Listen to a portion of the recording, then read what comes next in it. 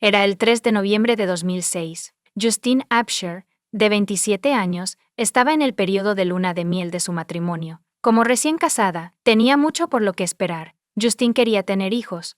Justine adoraba a su esposo de apenas 5 meses, Eric Absher, quien tenía 2 hijos de una relación anterior. Se conocieron en 1999, mientras ambos trabajaban en la tienda de mejoras para el hogar Lowe's. Justine era cajera y Eric era su gerente. Ella solo tenía 20 años. Él tenía 26 años y le informó que tenía 2 hijas pequeñas. Después del servicio militar de Eric en los Marines, se casaron y él comenzó su propio negocio de transporte conduciendo un camión volquete. Justine también encontró un puesto adecuado como maestra de jardín de infantes en Emerald Hill Elementary en Culpeper, Va. Justine fue a trabajar el 3 de noviembre, pero sus colegas notaron que algo estaba mal. Notaron sus ojos aparentemente hinchados y asumieron que estaba llorando. Justine, por otro lado, les aseguró que su condición era el resultado de alergias. Más tarde ese día, mientras cursaba su maestría en VA, se encontró nuevamente con sus compañeros de clase. Llegó 30 minutos tarde y llevaba gafas de sol dentro. Cuando la clase terminó a las 7 p.m., Justine se fue de inmediato. Sus compañeros de trabajo no tenían idea de que sería la última vez que la verían. Una angustiosa llamada al 911 fue recibida a la 1:107 a.m. desde Taylorsville Road, en Barboursville, Virginia, reportando un atropello y fuga. Cuando llegó la policía, encontraron a Eric en un estado de histeria, sosteniendo a su esposa sin vida, Justine, en medio de la carretera. Desafortunadamente, Justine había muerto como resultado de un accidente automovilístico. Eric le dijo a la policía que Justine lo llamó a la 1:19 a.m. para informar de una avería en el coche y solicitar ayuda. Ella estaba aproximadamente a 5 millas de su casa. Eric se subió a su motocicleta y se apresuró al lugar que ella había indicado, solo para encontrarla tendida en el camino. Eric se sentó con Justine, cubriéndola con su chaqueta, antes de salir a buscar ayuda. Se acercó a varias casas cercanas y llamó a las puertas, con la esperanza de encontrar ayuda. A la 1 de los propietarios llamó al 911. Eric más tarde admitió a la policía que tenía su teléfono celular en el bolsillo, pero no se había dado cuenta, en ese momento. Mientras tanto, en papel. Inicialmente la escena parecía ser un caso de atropello y fuga. Ese punto de vista cambió muy rápidamente. La investigación policial reveló la falta de evidencia típica relacionada con un atropello oculto en Taylorsville Road, en Barboursville, Virginia. A pesar de sus graves heridas, Justine y su ropa no mostraban vidrios rotos, marcas de derrape, marcas de neumáticos, escombros ni sangre. Esta ausencia llevó a las autoridades a sospechar que su muerte no fue el resultado de una colisión aleatoria, sino más bien de un acto deliberado. La situación se complica aún más. A pesar de las afirmaciones de Eric sobre problemas mecánicos, la policía descubrió que el coche de Justine estaba en buen estado de funcionamiento sin defectos. Esta inconsistencia planteó dudas sobre la veracidad del relato de Eric.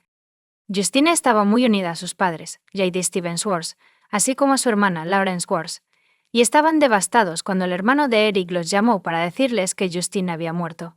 Su shock y devastación se convirtieron en confusión. Conocían bien a Justine, tenía miedo a la oscuridad, incluso la describían como temerosa de su propia sombra, por lo que no podían entender por qué elegiría conducir sola por la noche. La perplejidad creció cuando su cuerpo fue descubierto a 600 pies de su coche, que contenía su bolso, abrigo y llaves. Esto planteó preguntas sobre por qué dejaría estas pertenencias y se alejaría del vehículo, especialmente después de llamar a Eric para que viniera a recogerla. Solo 2 días después del servicio conmemorativo de Justine, ocurrió una revelación importante. La madre de Justine, Heidi, entró en un restaurante y se echó a llorar. Al percibir la angustia de Heidi, un compasivo empleado del restaurante se ofreció a ayudar, lo que llevó a Heidi a contar la desgarradora historia de Justine, la maestra de jardín de infancia que fue atropellada por un coche. A sorpresa de Heidi, la mujer reveló un hecho asombroso. Justine no había muerto en un atropello. La habían asesinado, y su esposo Eric era el principal sospechoso. Resultó que algunas personas creen que Eric estuvo involucrado en la muerte de Justine.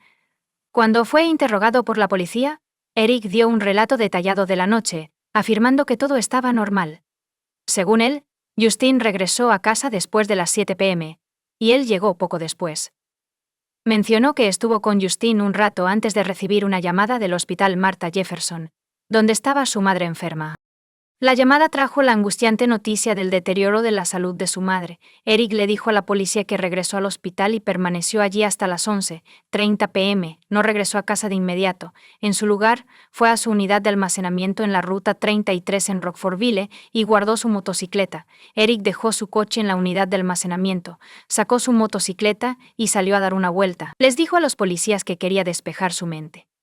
Según el relato de Eric, regresó a casa alrededor de las 12:30 a.m., cuando Justine estaba despierta y lista para hablar. Sin embargo, surgió una discusión entre ellos cuando Justine quiso hablar sobre la salud de su madre, tema que Eric dudaba en discutir. Les informó a los policías que sentía la necesidad de estar solo. En respuesta, Justine supuestamente dijo: «Bueno, tal vez yo también necesite estar sola». Según Eric, Justine se fue y se marchó en su Ford Mustang 2002. Justine le dijo a los policías que no estaba preocupado porque esperaba que Justine regresara y estaba viendo televisión con tranquilidad. Su próximo contacto con Justine llegó a la 1:19 a.m., cuando ella lo llamó y estaba enojada. Ella explicó que su coche se había averiado y le pidió que la recogiera, especificando la ubicación exacta. Él declaró que le tomó aproximadamente 10-15 minutos salir de casa después de recibir la llamada de Justine, ya que necesitaba ponerse los zapatos, agarrar su chaqueta, llaves y casco. Eric declaró que la encontró entre la 1:39 a.m. y la 1:44 a.m. La policía encontró sospechoso el relato de Eric, especialmente dado el lugar del crimen y las heridas de Justine. Esto los llevó a realizar una investigación exhaustiva sobre los eventos que rodearon la muerte de Justine. Tomará 4 años, pero la policía eventualmente tendrá suficientes pruebas para acusar a Eric. Fue acusado de asesinato en primer grado de su esposa. La fiscalía alegó que el error cometió el asesinato con la intención de terminar su matrimonio y por motivos económicos. El tribunal fue informado de que Justine había experimentado una transformación significativa en los meses previos al incidente de noviembre.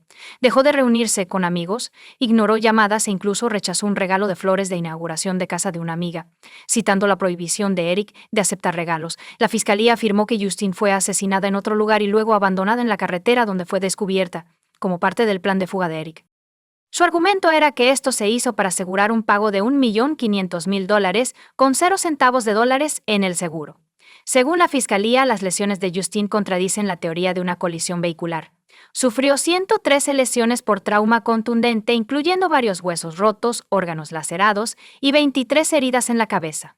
Sorprendentemente, había poca sangre en la escena. La fiscalía presentó el testimonio de 2 médicos forenses que cuestionaron la noción de que Justine murió como resultado de ser atropellada por un coche mientras estaba de pie en la carretera. En cambio, afirmaron que fue brutalmente agredida, estrangulada y luego atropellada después de la muerte. El doctor Todd Lokasiewicz, quien realizó la autopsia de Justine, testificó que sus hallazgos eran consistentes con la estrangulación manual. Descubrió contusiones profundas en los músculos del cuello y hemorragias en el ojo y el labio. Testificó que Justine había sufrido numerosas lesiones internas graves. Algunas heridas no sangraron, lo que indica que ocurrieron después de la muerte de Justine. Informó haber encontrado menos de la mitad de la sangre que esperaba en sus cavidades torácica y abdominal. El segundo médico forense señaló que el cuerpo femenino promedio contiene 5 litros de sangre, pero Justine tenía menos de 1 litro. Esta inconsistencia, según la fiscalía, contradice la escasez de sangre encontrada en la carretera, apoyando su afirmación de que fue asesinada en otro lugar. Ala Susan Crawford, la novia de la secundaria de Eric y madre de sus 2 hijos, testificó que menos de 2 horas antes de que él descubriera a Justine en la carretera, preguntó sobre su futuro juntos. Intercambiaron 43 llamadas ese día, durante las cuales Eric expresó sus sentimientos por Allison. En el tribunal, Allison declaró que él preguntó si había alguna esperanza para nuestra relación, revelando la admisión de Eric de arrepentirse por casarse con Justine. Otro testigo declaró para la acusación. Cecil Roback declaró que estaba en los caminos laterales del condado de Greene esa noche buscando un autobús escolar. Explicó al tribunal que no conocía las carreteras y metió su coche en un camino de entrada para dar la vuelta. Cecil afirmó que un hombre se acercó a él y le informó que el coche de su esposa estaba casi sin gasolina. Le pidió a Cecil que lo siguiera hasta una gasolinera, pero antes de que llegaran, el hombre se detuvo y le informó a Cecil que su coche se había quedado sin gasolina. Le pidió a Cecil que lo llevara de vuelta a su casa, y él aceptó. Cecil declaró que no asoció el incidente con el caso de Justine hasta 2 años después, cuando vio un programa sobre su muerte. Le dijo al tribunal que pensaba que el hombre era Eric y que le había ayudado a simular el atropello y fuga, aunque él no lo sabía en ese momento. El tribunal fue informado de las dificultades financieras de Eric durante el juicio. El padre de Justine, Steve Swartz, testificó en el tribunal y reveló que su hija era la titular principal de crédito de la pareja, y en el momento de su muerte debían $85,000 con 0 centavos. El ajustador de reclamaciones de seguros ha testificado sobre varias pólizas con Eric como beneficiario. Menos de 2 semanas después de la muerte de Justine, Eric presentó una reclamación por conductor no asegurado que, de ser aprobada, le habría otorgado $100,000 con 0 centavos, con la posibilidad de $1,500,000 con 0 centavos adicionales si se aprobaba el aspecto comercial. Notablemente, el nombre de Justine aparecía en el seguro de uno de los camiones de basura. En 2009, Eric se declaró en bancarrota y recibió $330,000 con 0 centavos para pagar sus deudas pendientes. Este contexto financiero enriqueció la comprensión del caso por parte del tribunal. Durante el juicio, se presentaron algunas pruebas en ausencia del jurado, incluyendo alegaciones sobre una supuesta aventura que Eric tuvo un mes antes de su boda y 3 días después de la muerte de Justine. Además, se sugirió que tenía fotos explícitas de una mujer, pero las destruyó para evitar percepciones negativas. La fiscalía afirmó que los registros del teléfono celular de Eric contradicen su afirmación de estar en el hospital Martha Jefferson, alegando que en realidad estaba en casa durante los periodos críticos. Esto, según la fiscalía, le dio suficiente tiempo para cometer el crimen. Le dijeron al jurado que 2 periodos tarde en la noche y hasta la mañana siguiente eran particularmente importantes, comenzando a las 10:04 p.m. hasta las 11:23 p.m. y desde las 12:08 a.m. cuando llegó una llamada del teléfono de Justine a la 1:19 a.m., los registros del teléfono celular mostraron que él estaba en casa, no en el hospital. La fiscalía enfatizó ante el jurado que Eric usó su teléfono 157 veces el día del incidente, lo que hace que su afirmación de solo darse cuenta de que estaba en su bolsillo después de descubrir el cuerpo de Justine sea altamente implausible. Además, la fiscalía destacó el historial de Eric como marín con entrenamiento en RCP y primeros auxilios, afirmando que a pesar de este entrenamiento no hizo ningún intento de ayudar a Justine. La fiscalía reveló un detalle convincente e inquietante. Eric tenía un apodo despectivo para Justine, llamándola Cosa. La defensa sostuvo que la muerte de Justine fue el resultado de un accidente de atropello y fuga. Sostuvieron que el coartada de Eric era creíble, afirmando que estuvo en el hospital Martha Jefferson hasta las 11:30 p.m., visitando a su madre, y luego fue a una unidad de almacenamiento para recoger su motocicleta. La defensa argumentó que la cronología de la fiscalía no permitía a Eric suficiente tiempo para matar a Justine y simular un atropello con fuga en apoyo de su afirmación de un matrimonio feliz. La defensa presentó al hermano Eric como testigo, quien había vivido con la pareja durante algún tiempo. Testificó sobre la genuina felicidad en la relación de Eric y Justine, enfatizando sus interacciones positivas con Justine para refutar la afirmación de la acusación. La defensa cuestiona la credibilidad del testigo Cecil. Sospechaban que estaba motivado por una recompensa de $50,000 con 0 centavos por información ofrecida por los padres de Justine, así como por el deseo de recibir un trato favorable en relación con 2 cargos de fraude grave que enfrentaba por una deuda de $10,000 con 0 centavos. La defensa intentó socavar la credibilidad de Cecil como testigo, cuestionando sus motivos y posibles prejuicios. A pesar de los esfuerzos de la defensa por impugnar el caso, incluyendo afirmaciones sobre la supuesta falta del médico forense de realizar un procedimiento específico, el jurado finalmente declaró a Eric culpable de asesinato en primer grado. La decisión se tomó utilizando las pruebas presentadas en el juicio, que incluían los argumentos de la fiscalía sobre la naturaleza de las lesiones de Justine, la cronología de los eventos y las acciones de Eric. Eric fue condenado a cadena perpetua después de ser declarado culpable de los cargos. Durante la audiencia sentencia de Eric, el tribunal escuchó declaraciones conmovedoras de las víctimas, incluyendo una de la hermana de Justine, Lauren. Lauren declaró que durante los 7 años previos a su muerte a manos de Eric, vi cómo la vida de mi hermana se deterioraba, se volvió callada, retraída, pobre, asustada y víctima de violencia doméstica, todo lo cual presencié de primera mano. En retrospectiva, siento que fui testigo de su muerte. El testimonio de Lauren en la audiencia de sentencia pintó un cuadro angustiante de la relación entre Eric y Justine. Ella afirmó que vio a Eric empujar físicamente a Justine antes de que se casaran.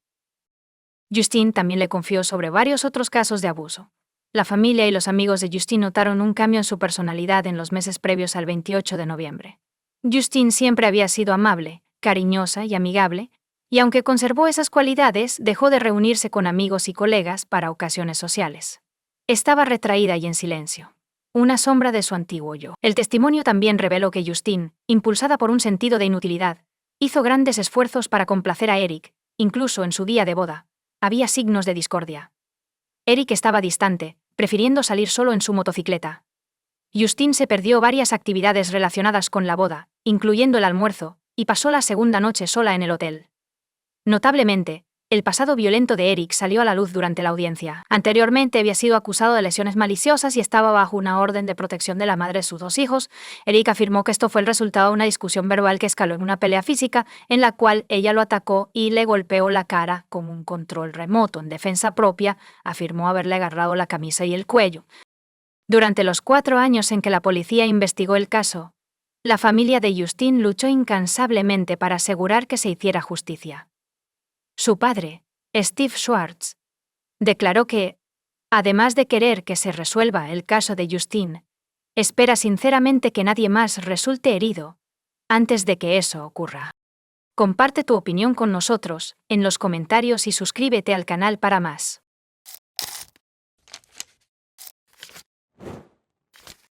La trágica historia de Laci Peterson, una joven maestra, no solo conmocionó al público con su inimaginable crueldad e inhumanidad, sino que también sentó las bases para la aprobación de la ley Laci y Connor. Connor era el nombre de su hijo no nacido, que murió junto a su madre, y la ley tenía como objetivo proteger a los niños de la violencia antes del nacimiento y castigar a quienes ponen en peligro sus vidas y salud. El caso no es único, pero el hecho de que una mujer embarazada fuera abusada por alguien cercano a ella que se suponía que debía protegerla y cuidarla es impactante y desconcertante.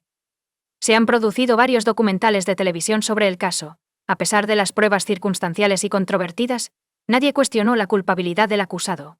Y él, en todas sus comparecencias, demostró que no siente remordimientos ni arrepentimiento por lo que hizo. Esta es una de esas historias que te ponen la piel de gallina.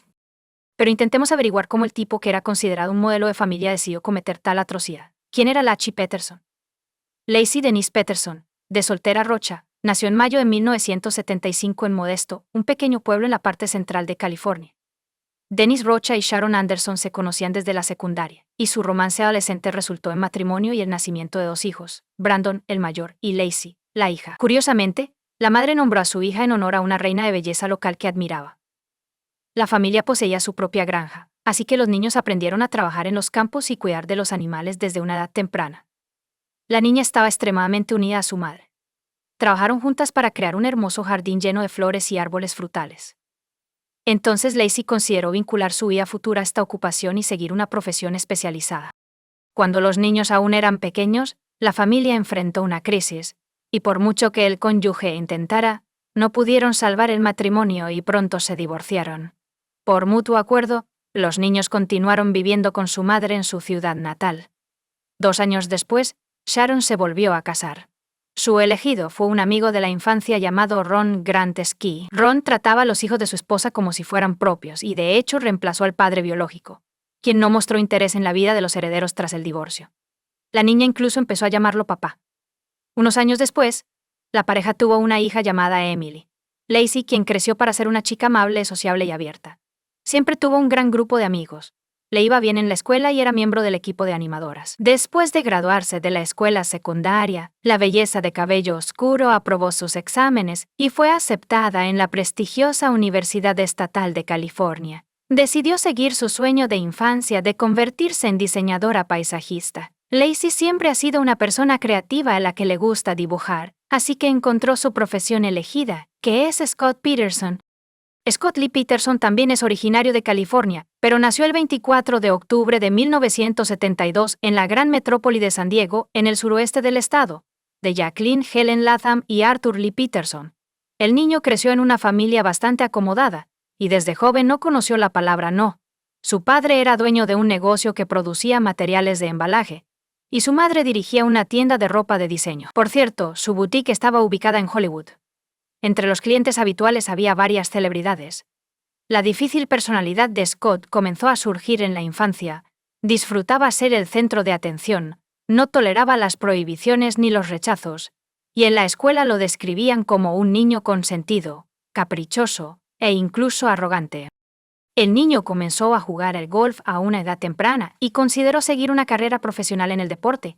Era amigo de Philip Mickelson, también conocido como Lefty, el futuro golfista profesional que ocupó el segundo lugar en el mundo en 2012. De adolescente, Scott fue uno de los mejores atletas de San Diego. Después de graduarse, el joven se inscribió en una de las universidades de Arizona, donde un atleta prometedor pagó la mitad de su educación. Sin embargo, Peterson no pudo recibir un diploma porque fue expulsado por comportamiento inapropiado tras una ruidosa comida compartida, ya consumiendo alcohol fuerte en presencia de otros estudiantes.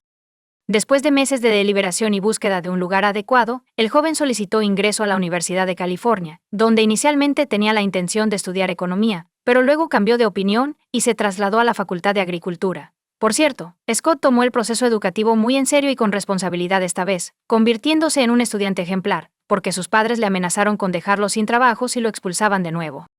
Scott y Lacey. Una historia de amor. Los jóvenes se conocieron mientras estudiaban en la universidad.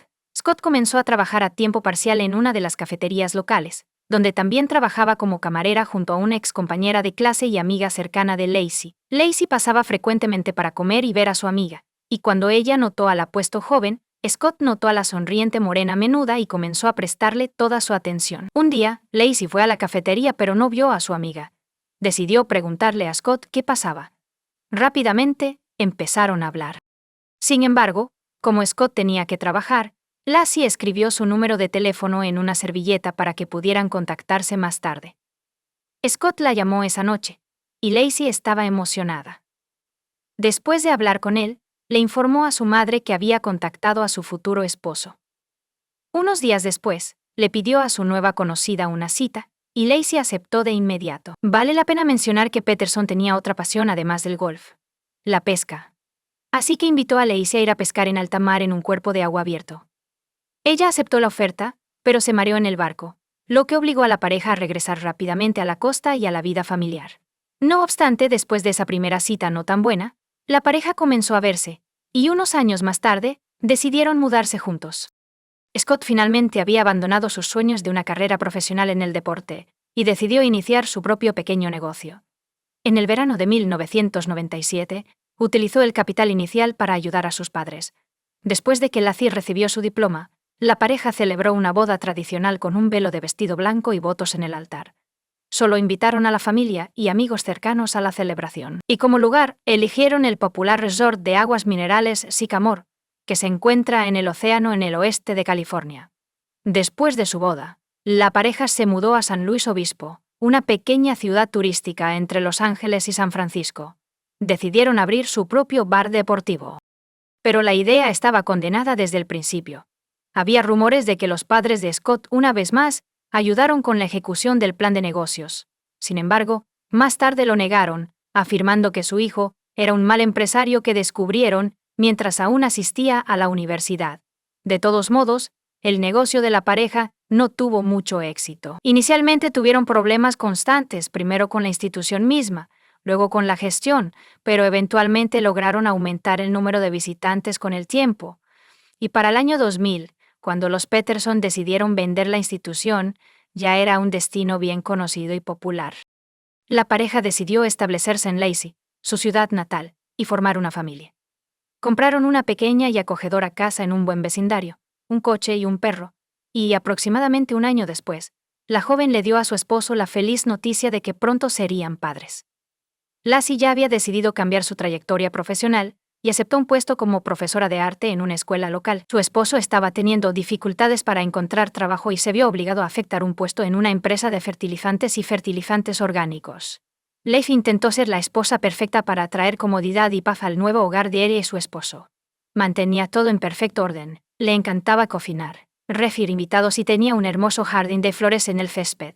Scott parecía ser solidario con su esposa en todos los aspectos. Y desde afuera, parecían ser la pareja perfecta. Él aceptó la noticia de la próxima llegada al hogar con alegría.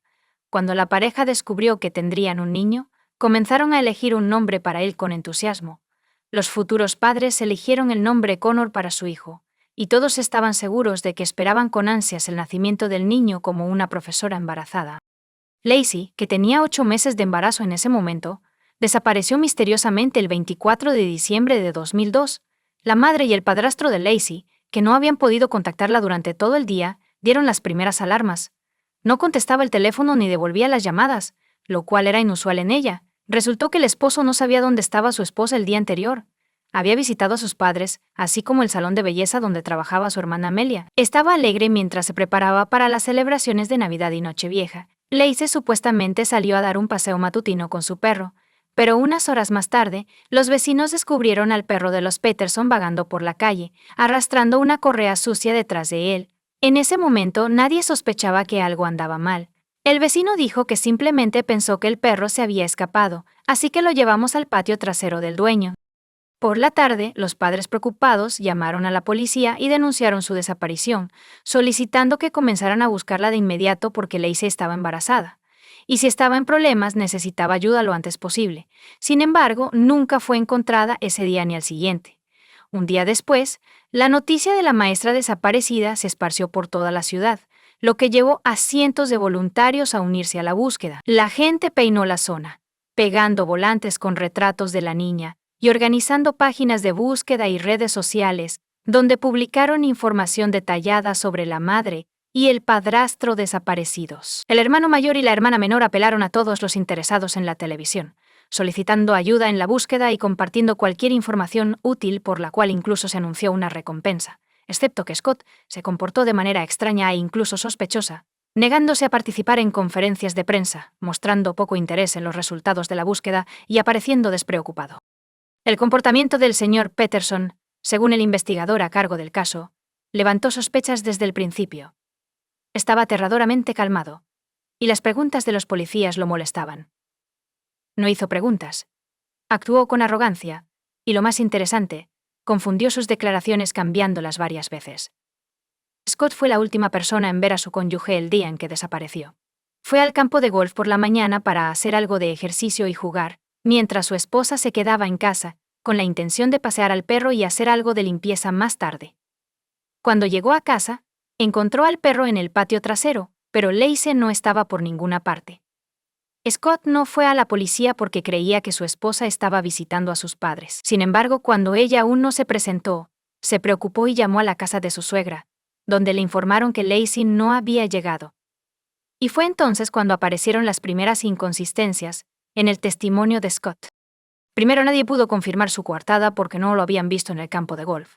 En segundo lugar, el suegro afirmó, como se confirma en las conversaciones grabadas, que él mismo había llamado a Scott mientras buscaba a su hijastra, pero él respondió que no tenía idea de dónde podría estar. Peterson luego cambió de táctica abruptamente, afirmando que había cambiado de opinión sobre jugar al golf y que en su lugar planeaba ir a pescar a un lugar apartado en el puerto de Berkeley. Explicó la confusión sobre las llamadas telefónicas, diciendo que todos los familiares estaban nerviosos y no podían recordar quién había llamado a quién o cuándo durante la inspección de la casa de la pareja. Se descubrió un detalle extraño y aterrador. El bolso de Lacey, que contenía las llaves de su casa, su teléfono y algo de dinero en efectivo, había desaparecido. No habría salido de casa sin al menos llevar a su perro a pasear por el parque cercano. ¿Cómo cerraría la puerta principal? Esta matiz era alarmante, levantando sospechas de que Lacey no había desaparecido en la calle, sino desde su propia casa. Un descubrimiento espeluznante. El 13 de abril, casi 4 meses después de que la profesora embarazada desapareciera, unos pescadores locales notaron algo extraño en las rocosas costas de la bahía de San Francisco y decidieron investigar más a fondo. Resulta que su atención fue atraída por el cuerpo de un bebé que había llegado a la orilla. El cuerpo del niño apenas estaba descompuesto, pero estaba muy desfigurado. Aparentemente como resultado de que el cuerpo fue golpeado por las olas contra las rocas durante bastante tiempo, su cordón umbilical parecía haber sido desgarrado en lugar de cortado. Un día después, en otra parte de la bahía, a unos pocos kilómetros de donde se descubrió al infante, se encontró el cuerpo en avanzado estado de descomposición de una joven. El cadáver estaba tan desfigurado que no era inmediatamente identificable como restos humanos. Pero el aspecto más espeluznante era que el cuerpo no tenía cabeza y le faltaban la mayoría de las extremidades. Solo quedaban algunos fragmentos de ropa en el cuerpo, incluyendo un sujetador especial de maternidad. Simplemente era imposible identificar el cuerpo. así que solo las pruebas de ADN pudieron determinar que pertenecía a la maestra desaparecida. Según los criminalistas, el bebé estaba bien conservado porque estuvo en el útero todo el tiempo, pero el cuerpo rechazó al feto durante el proceso de descomposición. Según testigos que descubrieron al niño, algo extraño que parecía una cinta o cuerda estaba envuelto alrededor de su cuello, y tenía un gran corte en su cuerpo. Aunque los resultados de la autopsia nunca se hicieron públicos oficialmente, los expertos afirmaron que la herida fue causada por una ola que golpeó el cuerpo contra una roca afilada, y que la soga alrededor de su cuello era simplemente basura. Scott evadió la captura durante la investigación y la búsqueda. Además, los padres de Lacey defendieron activamente a su yerno durante los primeros días, describiéndolo como un esposo ideal y su matrimonio como feliz, y basado en el amor y la confianza. Pero cuanto más aprendía la policía sobre este hombre, más sospechoso les parecía. Peterson comenzó a engañar a su esposa casi inmediatamente después de la boda, incluso antes de que la pareja se mudara a Modesto. Más tarde, tuvo numerosas amantes con las que mentía sobre no estar casado o haber enviudado recientemente. Así, en el otoño de 2002, Scott tuvo una cita a ciegas con una encantadora rubia llamada Amber Fry. La chica trabajaba como enfermera y criaba sola a su joven hija. Buscaba una pareja de vida que amara y aceptara a ella y a su hija, y Scott era guapo y educado. Ella sabía que los sentimientos eran mutuos. Scott casi inmediatamente admitió que recientemente había enviudado, y que la próxima Navidad sería la primera sin su amada esposa fallecida. Amber lo consoló lo mejor que pudo, y a partir de ese momento, se comunicaron casi a diario. Scott pronto le dijo a su amante que podrían mudarse juntos después de las vacaciones, y la pareja comenzó a planear su futuro juntos. Es cierto. Scott declaró que nunca ha querido tener hijos propios y planea someterse a un procedimiento de esterilización conocido como vasectomía, pero también estaba preparado para criar a la hija Amber como si fuera suya. Todo iba bien hasta que Amber vio por casualidad un reportaje en la televisión sobre la desaparición de una profesora local embarazada. A pesar de que el esposo de la mujer desaparecida no dio una entrevista ni apareció frente a las cámaras, la transmisión mostró fotos de ella y Lacey juntos, y Amber reconoció a su amante. Otra característica intrigante fue el drástico cambio en la apariencia de Scott tras la desaparición de su esposa, que incluía dejarse crecer la barba y decolorarse el cabello naturalmente oscuro de la cabeza y la cara. Amber no podía creer lo que estaba viendo y esperaba que todo fuera un sueño. Sin embargo, pronto se dio cuenta de que estaba saliendo con el mismo chico. Fue directamente a la policía y les contó todo. Incluso aceptó grabar sus conversaciones telefónicas. Amber se preguntaba por qué Scott le había dicho que era viudo un par de semanas antes de que su esposa desapareciera, pero debió haber sentido que algo estaba mal, a pesar de su evasividad. Tan pronto como se encontraron los cuerpos de la madre y el niño fallecidos, surgió la cuestión de arrestar inmediatamente a Scott como el principal sospechoso. A pesar de que la investigación carecía de pruebas contundentes, había una buena posibilidad de que Scott intentara salir del país. De hecho, eso era exactamente lo que planeaba hacer. Pero, afortunadamente, no tuvo tiempo. El 18 de abril de 2003, el viudo fue detenido, pero se negó a admitir su culpabilidad. Simultáneamente, su casa, garaje y coche fueron registrados minuciosamente, arrojando resultados aterradores.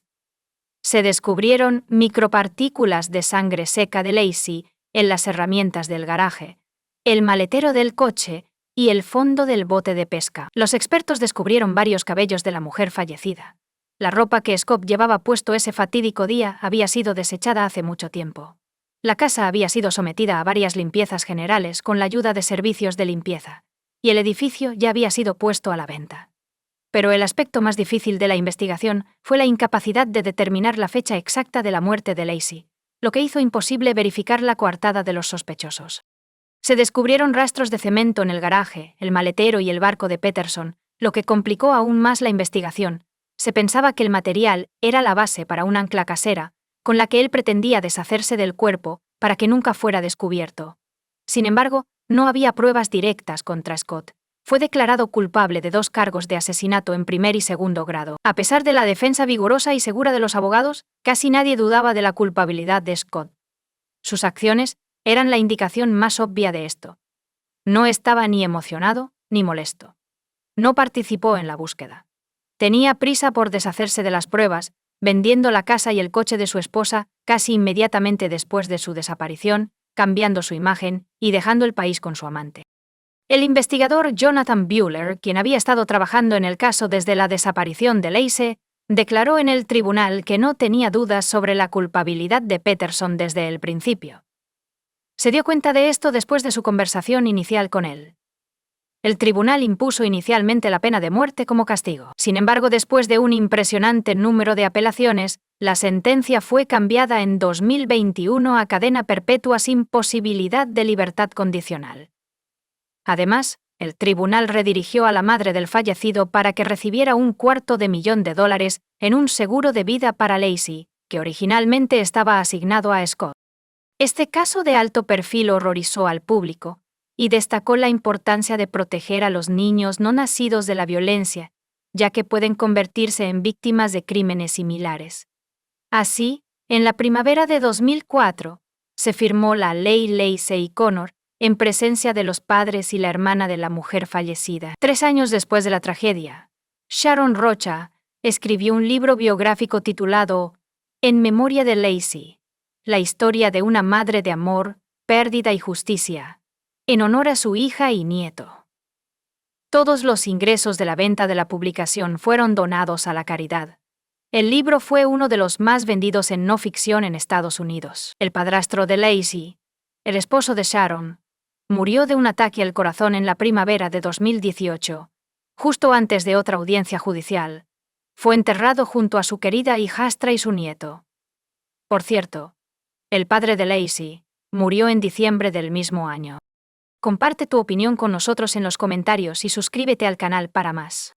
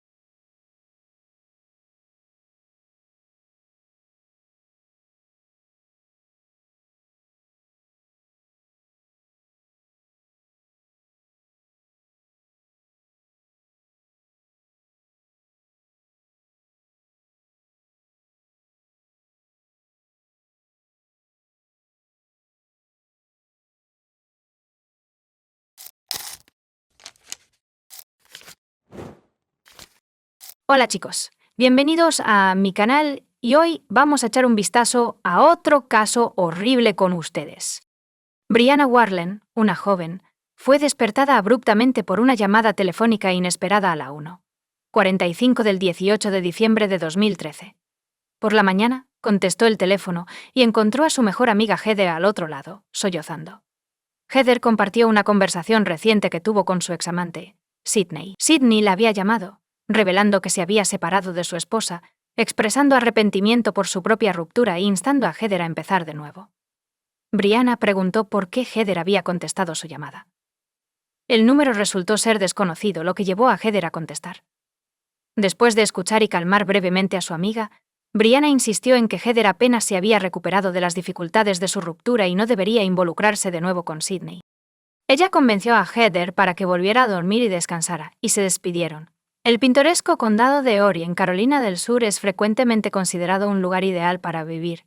Esta región es bien conocida por sus hermosas playas, siendo Myrtle Beach particularmente hermosa y popular. Aparte de las playas, hay densos bosques, vastos ríos y numerosos pueblos amigables para explorar. El 19 de diciembre, la policía del condado de Erie descubrió un coche abandonado, un Dodge Intrepid verde, estacionado en una zona remota a lo largo del río Waccamaw. Peachtree Landing estaba aproximadamente a 8 millas de Myrtle Beach. Este lugar servía como un muelle para pequeños barcos, y estaba al final de un largo y poco conocido camino que rara vez era transitado por coches. La policía verificó el registro del coche en su sistema y descubrió que estaba registrado a nombre de Terry Elvis. Se enviaron oficiales a su casa, llamaron a su puerta y le informaron sobre el coche encontrado. Terry estaba en casa, viendo la televisión en el sofá de su sala. Resultó que el coche pertenecía a su hija Heather.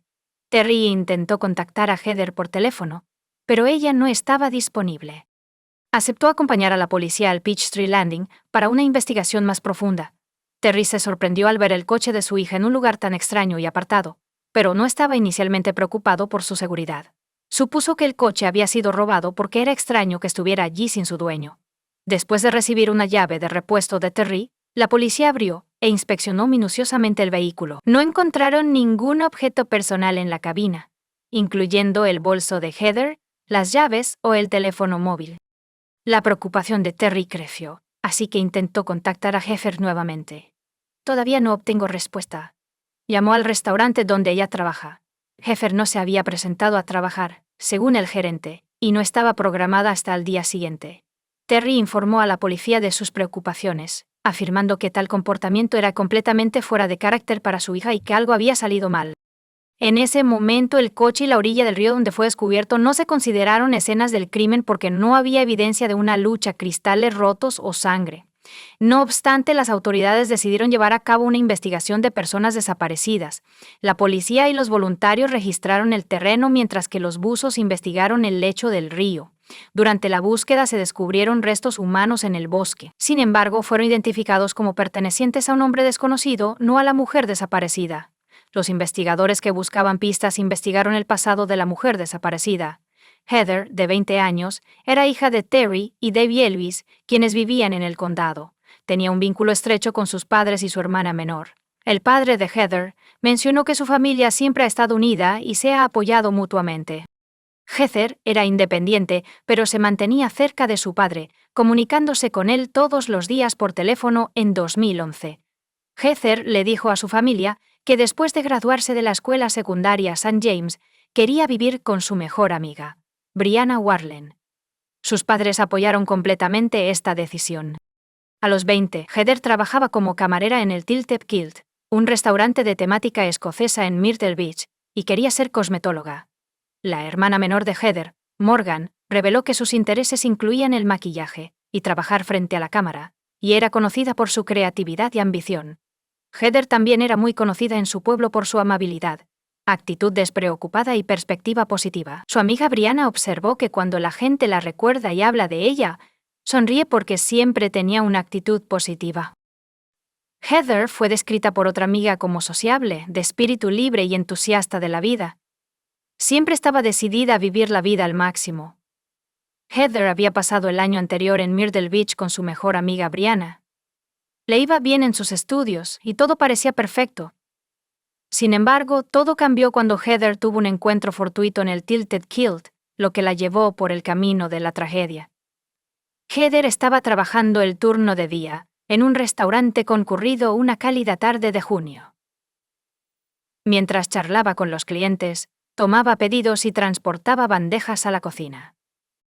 Se encontró con Sidney Moore, un padre de 3 hijos de 37 años y hombre de mantenimiento.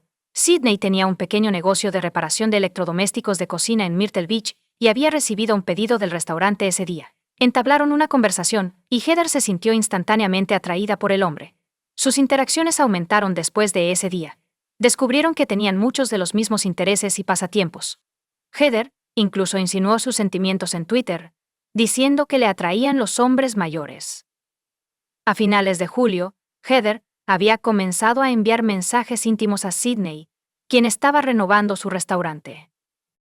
También les contó a sus amigos y compañeros de trabajo sobre Sidney, revelando que era la misma persona que había mencionado en Twitter. A Sidney le gustaba la atención de Heather y comenzó a visitar el restaurante con regularidad. Frecuentemente se entretenían en la cocina mientras Sidney trabajaba en la reparación de electrodomésticos. Para julio su relación probablemente había progresado de un coqueteo inocente a algo más serio, como lo evidencian los 2 tweets de Heather, enviados en un intervalo de 1 minuto. En un tweet, mencionó que había hecho algo, mientras que en el otro, afirmó que estaba demasiado involucrada para detenerse. Los compañeros de trabajo de Heather estaban al tanto de sus sentimientos por Sidney, de 37 años, y comenzaron a chismear sobre su relación. Un compañero de trabajo admitió más tarde que todos estaban al tanto de su relación y desaprobaban porque Sidney estaba casado. Además, frecuentemente se dirigían a Heather con diferentes nombres y una vez decidieron hacerle una broma. 2 colegas llamaron al restaurante y fingieron ser la esposa de Tammy Sidney. En agosto, los rumores finalmente se confirmaron. Sidney comenzó a aparecer más frecuentemente en el restaurante. Ella estaba constantemente trayendo café y dulces para Heather, sentándose en el área de comedor y esperándola en la puerta trasera después de su turno para que pudieran irse juntas. La pareja discutía frecuentemente su relación con amigos, e incluso Sidney le contó a conocidos sobre sus planes de contratar a Heather como niñera a tiempo completo, cuando él y su esposa se mudaran a Florida. Heather también les contó a sus amigos sobre los planes de Sidney, y todos pensaron que era extraño. Los amantes estaban constantemente al teléfono, y frecuentemente conducían a lugares remotos y apartados en sus coches para tener llamadas íntimas. Heather sabía que esta era una relación tóxica. Heather le decía repetidamente que estaba cansado e insatisfecho con su esposa y que quería irse. Sin embargo, parece que estas eran promesas vacías. Los amigos de Heather le advirtieron que Sidney solo la estaba usando. A mediados de septiembre, Heather parecía estar consciente de su situación. El 21 de septiembre, tuiteó que un ángel y un demonio se enamoraron, pero no terminó bien. Quizás ese fue el día en que intentó poner fin a su extraña relación con Sidney. El punto de inflexión llegó cuando Tammy Sidney, de 34 años, descubrió la aventura secreta de su esposo después de 34 años de matrimonio. Llamó a Heather y comenzó a humillarla por teléfono. La compañera de cuarto de Heather, Brianna, presenció la conversación y luego le dijo a los investigadores que Heather había tolerado los insultos durante mucho tiempo. Tammy una vez afirmó que Sidney solo estaba usando a Heather para sus fantasías, e incluso hizo que Sidney se lo dijera por teléfono. Sidney repitió las palabras de su esposa diciéndole a Heather que no es importante para él y que es un blanco fácil. Naturalmente, esto molestó a la chica. Sidney y Tammy la hicieron sentir terrible y casi destruyeron por completo su identidad. El fiscal Chris Helms determinó más tarde que Tammy ocupaba una posición dominante en el hogar de los Maurer, dictando dónde y cuándo Sidney debía trabajar y controlando todas sus actividades. Helms también declaró que Tammy estaba furiosa por la traición y no podía perdonar a Sidney y Heather, por lo que decidió arruinar la vida de la joven. Después de que se reveló la verdad, Tammy comenzó a esposar a Sidney y a atarlo a la cama por la noche, impidiéndole salir mientras ella dormía. También cambió la contraseña de su teléfono y lo obligó a hacerse un tatuaje con su nombre en el estómago. Sidney aceptó todo con la esperanza de preservar su matrimonio y su familia. Brianna Tammy afirma que sus ataques fueron más allá de las llamadas telefónicas y se convirtieron en actos sistemáticos de odio. Tammy comenzó a hacer llamadas telefónicas repetidas al lugar de trabajo de Heather, exigiendo que la despidieran. Ella siguió llamando a Heather desde el teléfono de Sydney y enviándole fotos y videos de las dos juntas, incluyendo momentos íntimos. Heather le escribió a Sydney una carta suplicándole que detuviera el acoso de Tammy, lo cual estaba causando problemas en su trabajo.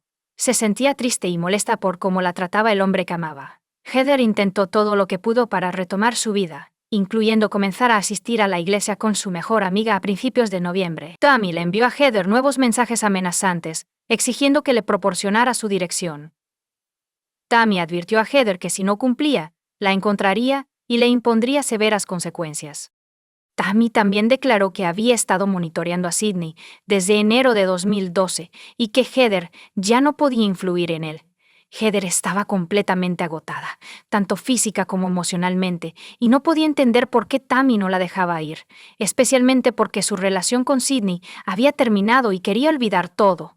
Heather le dijo a su amiga que Tammy parecía estar obsesionada con ella. Las cosas finalmente se calmaron a finales de noviembre, más de 2 semanas después de que llegaron los mensajes amenazantes de Tammy. Sydney y Tammy se fueron de viaje a California por 3 días con sus 3 hijos en su nuevo SUV Ford F-150. Con más familia fuera de la ciudad, Heather finalmente pudo relajarse y disfrutar del momento, libre de las amenazas de Tammy. Heather también vivió un momento feliz en su vida cuando pudo conseguir el trabajo de sus sueños como maquilladora en un salón de belleza. Se suponía que iba a empezar a trabajar antes de Navidad. Heather estaba encantada y compartió la noticia con entusiasmo con sus amigos y familiares. Sin embargo, comenzaron a surgir temores en su vida, lo que solo podría empeorar sus problemas con Tammy. Heather y sus compañeros de trabajo en Tilted Kilt notaron a principios de noviembre que había ganado peso de manera inesperada y rápida. Heather se preocupó de que pudiera estar embarazada del bebé de Sydney. Enfadada y aterrorizada, decidió hacerse una prueba de embarazo en el restaurante. La gerente de Heather, Jessica Cook, le dijo más tarde a la policía que estaba desesperada por la situación y temía que Tammy le hiciera algo terrible. Sin embargo, la prueba resultó ser incorrecta. Heather no tenía idea de si estaba embarazada del hijo de Sydney en ese momento. La mejor amiga de Heather también declaró que cuando Heather se hizo una prueba de embarazo en el trabajo a principios de noviembre, no había estado íntima con nadie más que con Sydney. A pesar de sus preocupaciones sobre un posible embarazo en el invierno de 2013, Heather se mantuvo optimista. Decidió que era hora de seguir adelante y empezar de nuevo. Ella esperaba una nueva relación, más feliz y saludable, y aceptó tener una primera cita con Steve Gerrard, un hombre que había conocido brevemente pero que le interesaba genuinamente. Heather y Steve se conocieron el 17 de diciembre alrededor de las 10 p.m. y decidieron dar una vuelta por Myrtle Beach para ver las luces navideñas. Eventualmente se detuvieron en un estacionamiento cercano, donde Steve le enseñó a Heather cómo conducir su auto de transmisión manual. Emocionada, Heather le envió a su padre una foto de ella detrás del volante del coche con el pie de foto. Acabo de aprender a conducir como una verdadera profesional. Steve más tarde declaró que habían programado una segunda cita y la dejó en su departamento en Carolina Forest. Los detectives lucharon por encontrar pistas o indicios específicos alrededor de la 1:15 a.m., así que decidieron crear una línea de tiempo de los eventos que precedieron la desaparición de Heather el 17 y 18 de diciembre. El principal sospechoso era Steve Gerrard, con quien Heather había pasado la noche antes de su desaparición. Sin embargo, después de interrogarlo no se descubrió ninguna evidencia de su implicación, y las sospechas fueron desestimadas. La familia y los amigos de Heather se sorprendieron al enterarse de que, mientras trabajaban arduamente para encontrar a la niña, también estaban contactando al público en general y ofreciendo una recompensa por información sobre su paradero. Tammy Moore, al mismo tiempo, se volvió activa en las redes sociales y continuó insultando a Heather. El 20 de diciembre, Brianna y sus colegas del restaurante informaron a la policía sobre el romance entre Sydney y Heather, causando indignación y llamando la atención de los investigadores que llevaban la investigación. Los detectives citaron a Sydney para interrogarlo. Sydney fue evasivo y reservado durante todo el interrogatorio, afirmando que no estaba cerca del aterrizaje de Peachtree la noche del 17-18 de diciembre. También afirmó que no había tenido contacto con Heather y que estaba viajando con su esposa Tammy en ese momento. Los detectives sospechaban que él estaba mintiendo, pero necesitaban pruebas. Fue entonces cuando los investigadores revisaron el historial de llamadas y los registros telefónicos de Heather y descubrieron las primeras pistas. reconstruyendo los movimientos de Heather el día en que desapareció. Intentaron establecer la conexión de Sydney con estos eventos. Según Brianna, Heather recibió una llamada de un número desconocido el 18 de diciembre por solo 5 minutos. Heather luego intentó repetidamente devolver la llamada al número.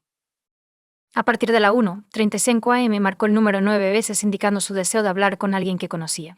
La policía pudo determinar la ubicación exacta donde se realizó la llamada. Había una cabina telefónica cerca de una gasolinera en Myrtle Beach. Las imágenes de vigilancia revelaron que un hombre desconocido estaba entrando en la cabina telefónica en el momento en que Heather recibió la llamada. Toda esta evidencia fue presentada a Sydney, quien inicialmente negó haber hecho la llamada antes de admitir que llamó a Heather para pedirle que lo dejara en paz.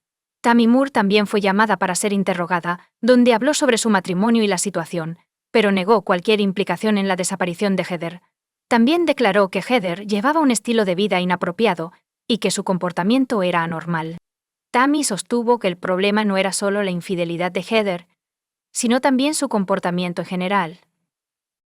Basándose en sus sospechas, los detectives decidieron revisar todas las cámaras de seguridad del vecindario, lo que rápidamente arrojó pruebas. Poco antes de la llamada de Heather, Sydney fue grabado en video comprando una prueba de embarazo en un supermercado local. Cuando le preguntaron si la prueba era para él, el hombre respondió que era para su esposa. Más tarde se descubrió evidencia aún más convincente, grabaciones de cámaras instaladas a lo largo de un tramo remoto de carretera que conduce al Peachtree Landing. Estas cintas mostraban una Ford F-150. Es muy similar al vehículo de Sydney acercándose al lugar donde se descubrió el coche de Heather a las 3:36 am. Después de unos 10 minutos se van de la zona. Los expertos confirmaron más tarde que el SUV visto en el video pertenecía a Sydney. Él fue la última persona con la que Heather habló, y los investigadores creen que fue la última persona en verla en el Peachtree Landing. Usando los registros telefónicos de Heather, los investigadores pudieron crear una línea de tiempo de sus movimientos recientes. A las 2:30 am, el teléfono de Heather llamó al número del teléfono público que Sydney estaba usando, pero no hubo respuesta. Luego fue a Longbeard's Bar and Grill, en Carolina Forest, que no está lejos de su apartamento. Se quedó allí durante unos 15 minutos antes de dirigirse hacia Augusta Plant Drive. Luego regresó a su barba larga y permaneció allí durante 15 minutos más. Heather intentó llamar a Sydney de nuevo, pero no obtuvo respuesta, así que fue a su apartamento y se quedó allí durante 5 minutos. El teléfono de Sydney recibió otra llamada a las 3:25 am, la cual contestó, y hablaron durante 4 minutos hasta las 3:37 am.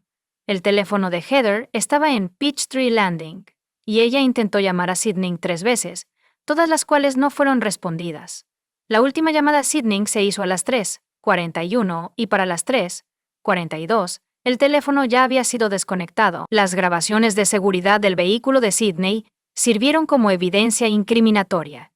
Sin embargo, se descubrió evidencia comprometedora adicional durante una búsqueda en la casa de los Moore, después de que los investigadores obtuvieron una orden de registro.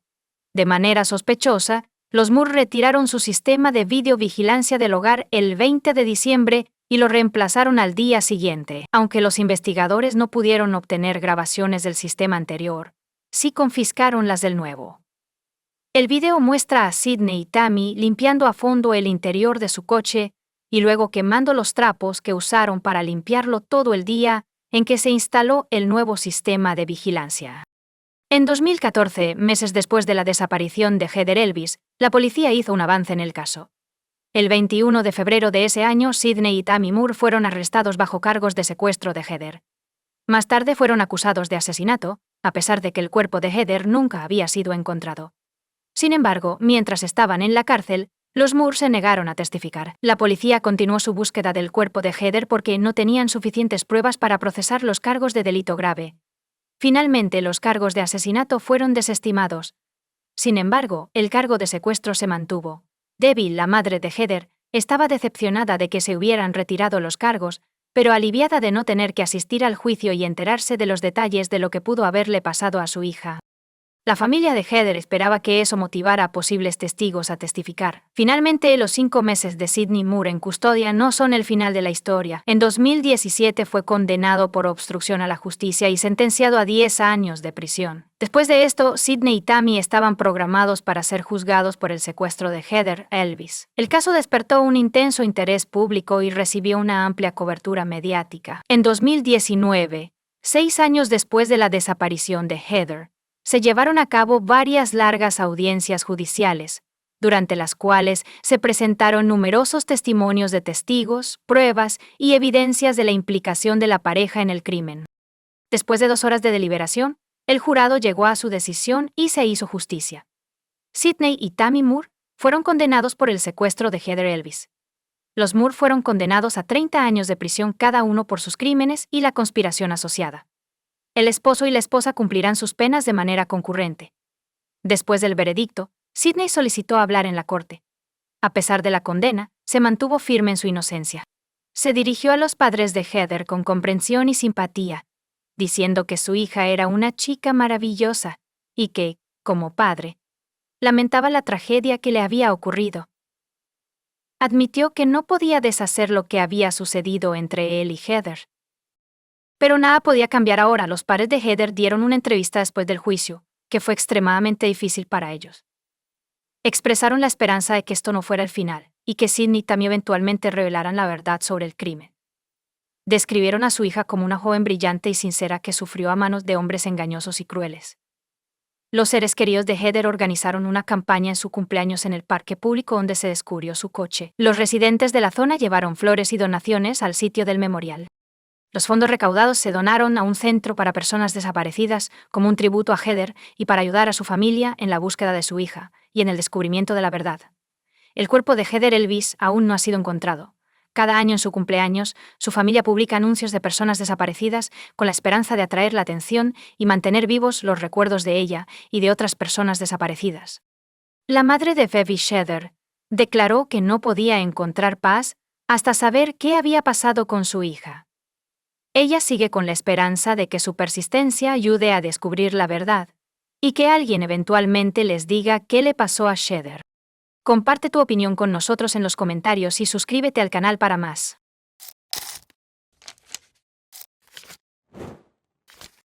En la noche del 29 de agosto de 2014, un viernes, Christina Morris, una joven de 23 años, planeaba pasar la noche en Plano, Texas, A pesar de haber crecido en Plano y mantener amistades allí, se había mudado a Fort Worth, Texas, con su novio Hunter Foster, siguiendo su oportunidad laboral. Christina se había adaptado a su nueva vida en Fort Worth y estaba trabajando en un servicio de citas durante el fin de semana del Día del Trabajo. El viernes por la noche, Christina Morris regresó a Plano para reunirse con su amiga de la escuela secundaria, Paulina Petrosky. Las dos se habían conocido en la escuela secundaria, Allen. Paulina vivía en The Shops at Legacy, y Plano recibió a Christina y a algunos amigos de la escuela secundaria Allen en su apartamento. El grupo, en su mayoría conocidos de Allen High School, se reunió en el apartamento de Paulina a las 9 p.m. Después de algunas copas, alrededor de las 11 p.m., una parte del grupo fue a Harry's Tavern durante 30 minutos antes de reunirse nuevamente en Scruffy Duffy's. A medida que avanzaba la noche, el bar cerró a las 2 a.m., lo que hizo que algunos del grupo se fueran. Sin embargo, Christina, Sabrina, Enrique y Steven decidieron regresar al apartamento de Paulina. De regreso, Sabrina, Enrique y Paulina se detuvieron en Whataburger para comer en el autoservicio. De regreso en el apartamento de Paulina, el grupo disfrutó de la comida del drive-thru. Sin embargo, Paulina y Steven notaron que Christina parecía angustiada. Reveló que había estado enviándole mensajes de texto a su novio, Hunter, toda la noche, con la esperanza de que se uniera a la fiesta, pero luego descubrió que había salido con amigos. A pesar de su pedido de que la recogiera, Hunter dejó de responder a sus mensajes de texto. Ya eran las 12 a.m., y Christina le envió numerosos mensajes a Hunter durante los siguientes 90 minutos sin recibir una sola respuesta. Los mensajes de Christina comenzaron pidiéndole a Hunter que fuera a buscarla, seguidos de preguntas sobre lo que estaba pasando. Le suplicó a través de múltiples mensajes, informándole de sus obligaciones laborales al día siguiente, e incluso diciéndole que había perdido las llaves de su coche. A las 3:01 a.m., la frustración se apoderó de ella ya que Hunter seguía sin responder. Cristina le envió un mensaje de texto, expresando su decepción, deseándole buenas noches y transmitiendo el sentimiento de que habías perdido lo mejor que te podría haber pasado. Cristina luego le envió a Hunter mensajes de texto adicionales informándole que estaba tomando un taxi a casa y diciendo, «Te veré un día entre las 3:20 a.m. y las 3:48 a.m». Siguió enviando mensajes haciéndole saber a Hunter que no estaba enojada. Su teléfono se había muerto y había encontrado sus llaves del coche, así que decidió conducir a casa. El último mensaje de texto de Cristina a Hunter fue enviado a las 3:48 a.m. El estado emocional de Cristina empeoró mientras enviaba mensajes a Hunter, Steven y Paulina, quienes intentaron consolarla. Inicialmente consideró pasar la noche en el apartamento de Paulina. Cristina finalmente cambió de opinión y expresó su deseo de regresar a Fort Worth. A pesar de la oferta de Steven de llevarla a casa a la mañana siguiente, Cristina insistió en irse a casa esa noche. Dado que no había consumido mucho alcohol y lo había hecho más temprano en la noche, los demás no la consideraron lo suficientemente intoxicada como para conducir. Al mismo tiempo, Cristina decidió irse. Enrique también decidió irse a casa, expresando su intención de acompañar a Cristina hasta su coche, mientras se dirigía a ver a su novia. Cuando salieron del apartamento de Paulina, Steven llamó a Cristina para ver cómo estaba, ya que ella había estado llorando justo antes de irse. Le aseguró que estaba bien, y que ya casi llegaba a su coche. Sin embargo, cuando llegó el 30 de agosto, Cristina no se presentó al trabajo, lo que causó preocupación entre sus colegas. A pesar de múltiples intentos de contactarla a través de mensajes de texto, llamadas telefónicas y redes sociales, Cristina no respondió. Este comportamiento era inusual en ella, dada su ética de trabajo responsable. Sus colegas vieron una publicación en Facebook de un amigo instando a Cristina a que los llamara, expresando una profunda preocupación. Temiendo que algo pudiera estar mal, los colegas de Cristina contactaron a su amiga, quien luego contactó a la familia de Cristina, solo para descubrir que no tenían idea de dónde estaba. Los padres y la madrastra de Cristina contactaron a sus amigos para averiguar dónde estaba, y descubrieron que la última ubicación conocida era cuando estaba en el apartamento de Paulina. Cuando contactaron a Enrique, les informó que se había ido con Cristina, pero que tomaron caminos separados por la acera. Enrique mencionó que Cristina estaba al teléfono cuando se separaron, pero no tenía idea de con quién estaba hablando. Los padres de Cristina la reportaron como desaparecida debido a preocupaciones por su bienestar. Durante la investigación, la policía interrogó a Hunter. Hunter inicialmente no cooperó con la policía, pero eventualmente accedió a entregar su teléfono celular. Lo hizo de mala gana después de borrar varios mensajes de texto. Hunter informó a la policía que no estaba en casa la noche del viernes especificada. En cambio, afirmó haber estado en Concrete Cowboy en Dallas, admitiendo que había recibido múltiples mensajes de texto de Cristina esa noche.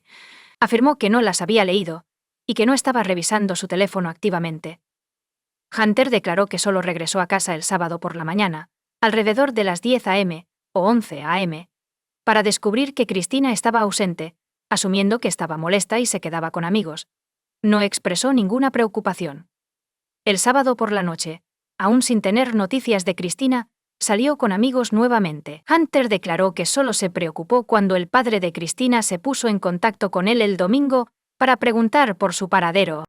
A pesar de las afirmaciones de Hunter, algunos de los amigos de Cristina y su padre sugirieron a la policía que Hunter estaba involucrado en el uso o la distribución de sustancias ilegales. Hunter admitió a la policía que la noche del 29 de agosto estaba vendiendo y usando sustancias prohibidas, así como bebiendo alcohol.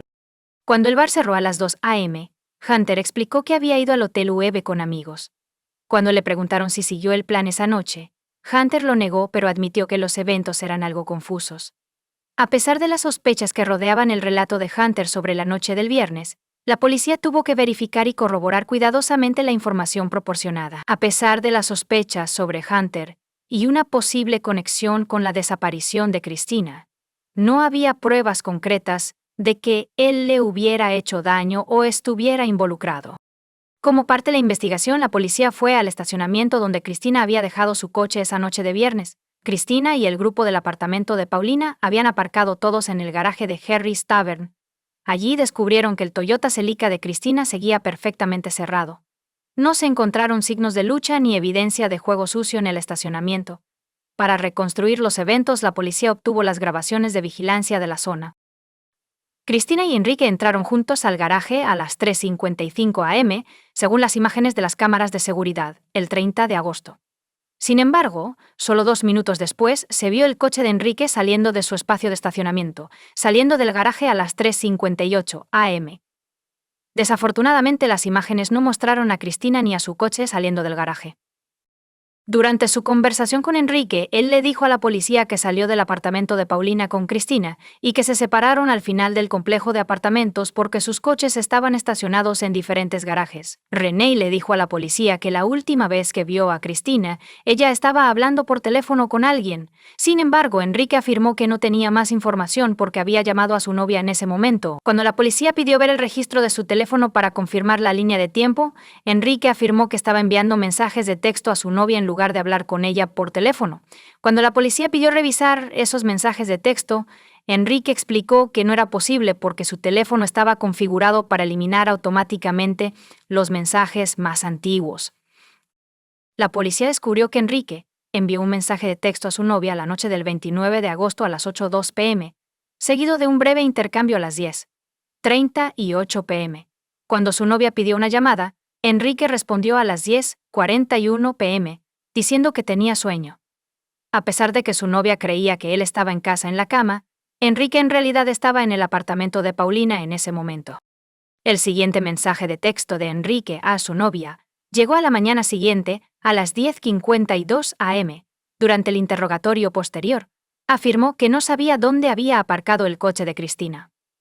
Sin embargo, las grabaciones de vigilancia contradijeron su declaración, revelando que entró al garaje al comienzo de la noche, con su coche a un espacio de distancia y un espacio más allá del de Cristina. Cuando se le preguntó si Cristina había estado en su coche, Enrique afirmó que nunca había estado allí.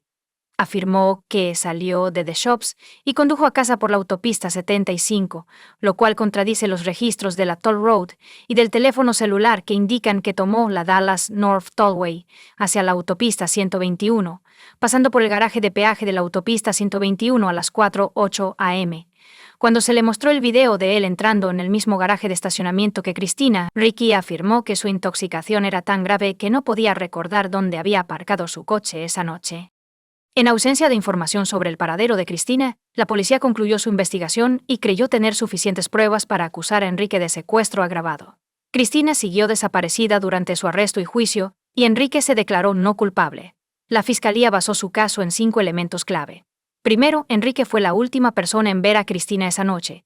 En segundo lugar, el coche de Enrique tenía daños en la parte delantera y había sido limpiado a fondo. Tercero, lesiones. Cuarto, datos del teléfono celular. Sus teléfonos celulares se comunicaron con las mismas torres de celular. Quinto, el ADN de Cristina fue descubierto en el maletero del coche de Enrique.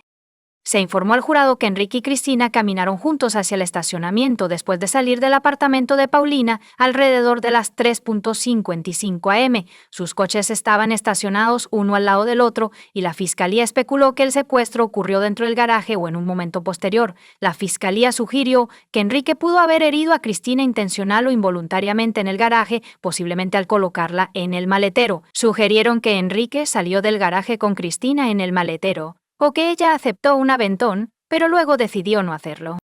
Más tarde, se presentó como evidencia el metraje de vigilancia del garaje, contradiciendo la declaración inicial de Ricky a la policía de que se habían separado. Las grabaciones mostraron que un solo coche salió del garaje unos minutos después, y no se vio a ninguna otra persona salir durante los siguientes 20 o 30 minutos. Durante el juicio, se reveló que Enrique debía empezar a trabajar a las 8 am. Sin embargo, esa mañana de sábado, solo llegó a las 10:51 am, según un colega, parecía tener resaca de la noche anterior y desaliñado. El compañero de trabajo describió a Enrique como con moretones y rasguños en el brazo, así como una cojera notable. Además, el compañero de trabajo notó lo que pensaba que era una marca de mordisco en la parte interna del antebrazo de Enrique. Enrique afirmó haber estado involucrado en una pelea en The Shops and Legacy, alegando que la persona con la que estaba peleando lo mordió mientras lo tenía en una llave de estrangulación. Sin embargo, Enrique más tarde cambió su historia, diciéndole a su compañero de trabajo más tarde esa semana que un aro de llanta le había caído en la mano mientras intentaba rotar los neumáticos de su coche, lo que resultó en las marcas. La novia de Enrique testificó, diciendo que lo vio el sábado por la noche, y notó una lesión en su mano derecha, así como cortes en su mano, y nudillos. Durante los procedimientos judiciales, la jefa de Sabrina testificó que creía que Enrique estaba románticamente interesado en ella esa noche. Él parecía molesto cuando ella eligió acostarse en una cama, en lugar de sentarse junto a él en el sofá. En respuesta, él dijo: «Está bien, me voy a casa», y ella interpretó su tono en ese momento como enojado. Enrique se fue, y cuando Cristina estaba saliendo, él se ofreció a acompañarla hasta su coche. Steven Nickerson testificó que llamó a Cristina después de que ella salió del apartamento. Le dijo que estaba casi en su coche y sonaba bien. Ella prometió enviarle un mensaje una vez que llegara a su coche, pero no cumplió. Le envió un mensaje de texto unos minutos después para ver si había llegado a su coche, pero no recibió respuesta. A pesar de llamarla varias veces, todas las llamadas fueron al buzón de voz. Al día siguiente se volvió a llamar, pero no se contestó. La fiscalía utilizó las grabaciones de las cámaras de seguridad de la gasolinera Kroger como prueba. El 3 de septiembre las imágenes mostraron a Enrique limpiando el lado del pasajero del coche con un trapo antes de limpiar el maletero y lavar el coche. La policía encontró una botella de remover de olores, un limpiador multipropósito, un limpiador todo en uno, toallas de papel y trapos en su basura. La fiscalía presentó pruebas sobre los teléfonos celulares, afirmando que los dispositivos de Cristina y Enrique estaban conectados a las mismas torres de telefonía celular cuando Enrique salió del estacionamiento. El teléfono de Cristina se conectó a la torre de celdas de Spring Creek Boulevard a las 3:46 am, según documentos judiciales del 30 de agosto. A las 3:00 am, el teléfono de Enrique se conectó a la misma torre. Ambos teléfonos también recibieron señales de la torre celular en 5800 Granite Parkway, en cuestión de minutos. Más tarde, se conectaron a una torre en East Bethany Drive, cerca de la casa de Enrique en Harvard Lane, en Allen. Se revelaron detalles sobre el coche del caso MRI, un Camaro gris de 2010 en el tribunal. Se encontró una bolladura en el lado delantero del pasajero, específicamente en el guardabarros delantero derecho. Cuando la policía registró el coche, descubrieron que el interior, particularmente el piso del lado del pasajero delantero, había sido aspirado y limpiado recientemente. Sin embargo, lo que más llamó la atención fue el estado notablemente limpio debajo del coche. Un investigador de accidentes testificó que los daños en el coche parecían ser el resultado de un impacto suave, posiblemente involucrando el cuerpo, las nalgas y las caderas. NTHSC proporcionó al jurado pruebas de ADN, y la analista de ADN Cristina continuó tomando muestras de áreas de la alfombrilla del maletero del coche de Enrique, que reaccionaron con estrellas azules hasta que se pudieron extraer perfiles de ADN. Ambos perfiles de ADN coincidentes con el de Cristina confirmaron que el ADN descubierto era más probable que proviniera de una fuente significativa, como un fluido corporal. La defensa presentó su caso centrándose en 4 argumentos principales para contrarrestar las debilidades percibidas de la fiscalía. Primero, consideren las lesiones. La defensa llamó a la dentista forense Dra. Paula para testificar sobre la afirmación de la fiscalía de una marca de mordida en el brazo de Enrique después de la desaparición de Cristina, así como sobre los datos del tercer y cuarto teléfono después de revisar las fotos de las lesiones de Enrique. La Dra. Brum concluyó que las marcas y rasguños no indicaban marcas de mordeduras. Christy Wilson, la supervisora de evidencia del Departamento de Policía de Plano, testificó que la alfombra del maletero fue retirada del coche de Enrique y colocada en una caja. Sin embargo, la caja era demasiado grande para el casillero de evidencia, por lo que se cerró lo mejor posible, pero se dejó sin sellar durante 3 días, lo cual fue reconocido como una violación del protocolo. La defensa intentó poner en duda la fiabilidad de la evidencia de ADN, alegando que la condición no sellada del tapete del maletero comprometía su integridad. También sugirieron que la persona que examinó el coche de Cristina antes de la RM podría haber transferido ADN. Para respaldar su afirmación de que había líneas de investigación alternativas, la defensa llamó al lateral Rhys Dunbar a testificar. Era un contratista de seguridad privada que afirmaba haber conocido a Cristina en un club nocturno en Uptown el 22 o 23 de agosto, cuando ella se quedó en silencio frente a Hunter Foster. que Hunter Foster, quien estaba cumpliendo una sentencia de 33 meses por conspirar para distribuir MDMA, testificó durante el juicio. Se descubrió que vendió sustancias prohibidas a un agente federal encubierto la noche del 29 de agosto de 2014. Su registro de teléfono celular mostraron una llamada de Enrique a las 3:50 am del 30 de agosto con un mensaje solicitando una once de una sustancia conocida como esa buena roca. La detective Robin Bosby sospechaba que la conversación trataba sobre sustancias ilegales. Sin embargo, no está claro si Enrique o Cristina estaban usando el teléfono en ese momento. Los testigos en el apartamento de Paulina confirmaron que el teléfono de Cristina tenía poca batería cuando ella salió esa noche. La defensa argumentó ante el jurado que, a pesar de la falta de grabaciones de vigilancia que mostraran a Cristina saliendo del garaje, era posible que ella hubiera salido por otro medio.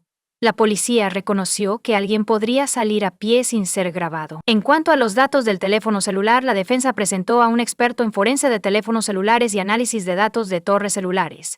Testificó que los registros de los teléfonos de Regais y Cristina mostraron que después de las 4 am solo estaban haciendo conexiones de datos con las torres de telefonía celular. Enfatizó que las conexiones de datos eran el método menos confiable para determinar la ubicación de un teléfono celular, y que era imposible predecir la ubicación probable de los teléfonos basándose en estos datos. A pesar de los argumentos de la defensa, Enrique fue condenado por secuestro agravado y sentenciado a cadena perpetua con posibilidad de libertad condicional en 2046. Casi 2 años después de la condena de Enrique, se descubrieron restos en una zona boscosa de Anna, Texas, e identificaron como los de Cristina. Excavadores y trabajadores de la construcción que trabajaban para despejar el área descubrieron los restos. Hasta la fecha no se han presentado cargos de asesinato. Comparte tu opinión con nosotros en los comentarios y suscríbete al canal para más.